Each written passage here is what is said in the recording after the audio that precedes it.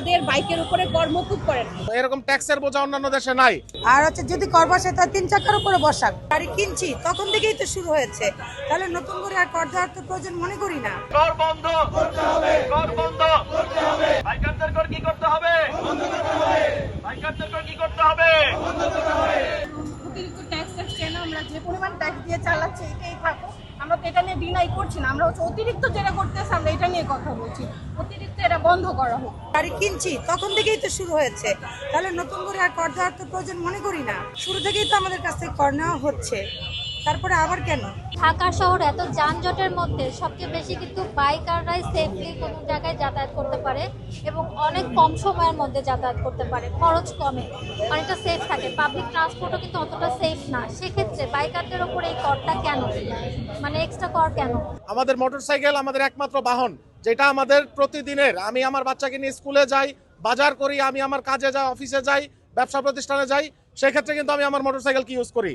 Motorcycle কোনো বিলাসী পণ্য নয়, এটা আমরা অলরেডি এটাতে 153% ট্যাক্স দিয়ে, যেটা অন্য কোথাও নাই।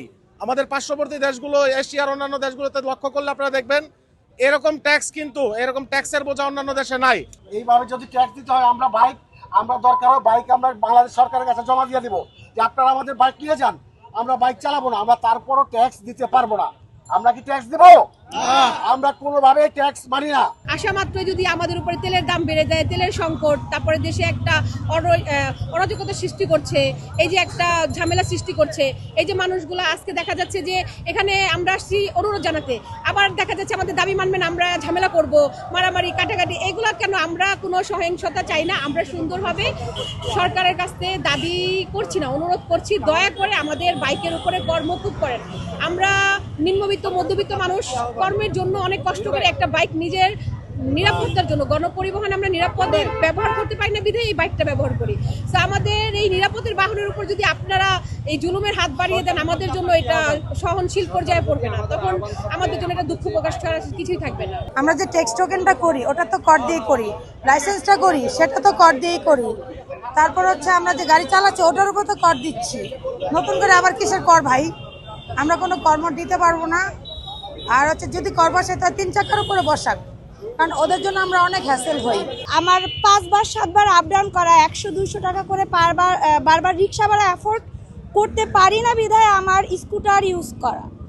তো আমি যেহেতু টাকা সঞ্চয় করার জন্য আমার ডেইলি লাইফে আমি আমার স্কুটারটা ইউজ করতেছি, সেইখানে আমার কাছে 1000 টাকা দেওয়া বা 2000 টাকা দেওয়া এটা আমার কাছে একটা জুলুম, এটা একদমই অযৌক্তিক। কারণ আমি প্রতিনিয়ত টাকা অ্যাফোর্ড করতে পারি না রিক্সা ভাড়া, যার কারণে আমার স্কুটিটা চালানো।